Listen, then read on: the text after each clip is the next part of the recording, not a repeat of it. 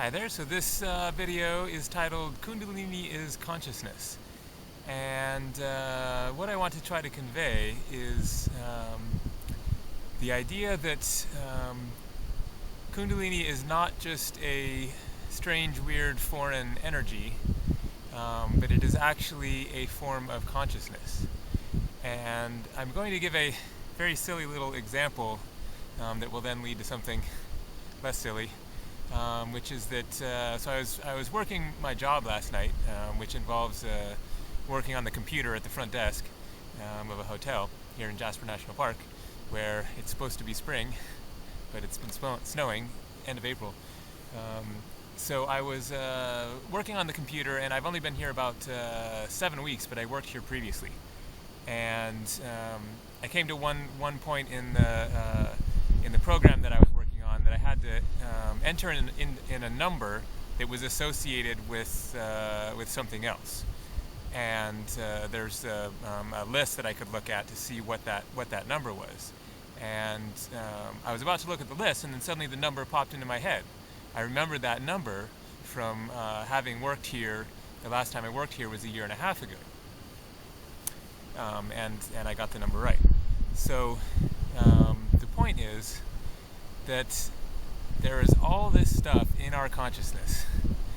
You know, we walk around, we're doing our daily routine, thinking about various things, and meanwhile, there's all this other stuff in our consciousness that we're not aware of, that's in the subconscious, that's, lodged deep in our memory bank somewhere.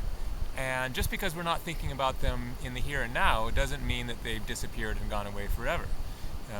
They're still there in our mind, in our consciousness somewhere. So our consciousness is just so convoluted and complex and weird, and who knows exactly how it works. But Kundalini energy is kind of like a long-lost, forgotten memory of ours.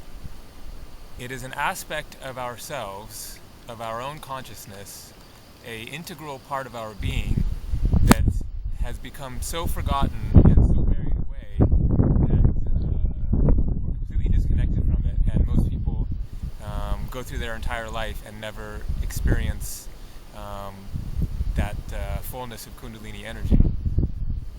So it is a force of energy which is part of our own consciousness that is buried deep within our subconscious somewhere, which we are separated from due to various denials and traumas and all the things that keep humans from living at their full potential. So accessing Kundalini energy is simply a matter of integrating with the rest of our consciousness. And what I would say here, which I've talked about in other videos, is the importance of going through that integration process in a step-by-step basis, and not being focused on, I've heard about Kundalini energy, it sounds cool and exciting and blissful, and trying to leap into it without having integrated the other aspects of your consciousness, of yourself, of your being, that are those things that are keeping you separated from the full depth of your being.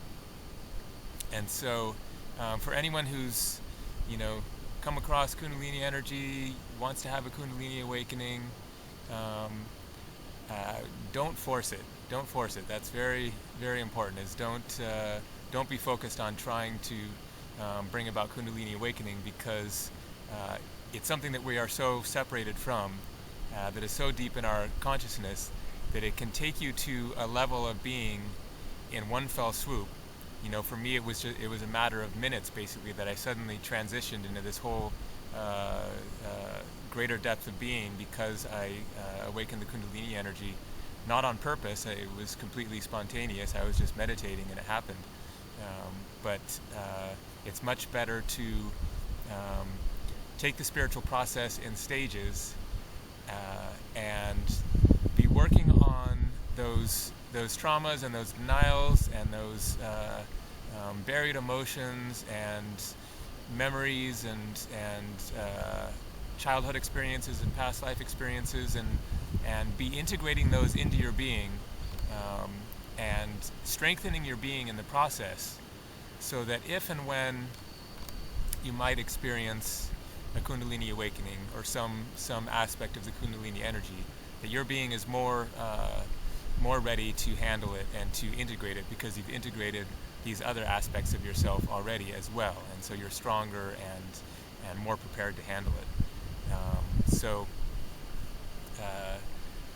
Basically, Kundalini energy, that's been my experience, is that it has intensified my consciousness, my experience of being, and that's a good thing.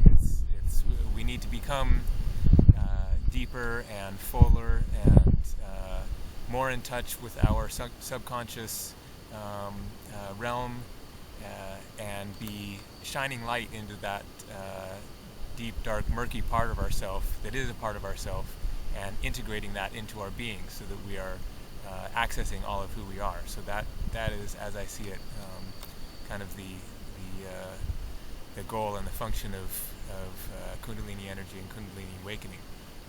But just a cautionary note to not take it too fast, not dive too deep, deeper than you're really ready to go, but just take the spiritual path in stages, and allow it to come to you as it comes to you, and not be trying to take on too much all at once.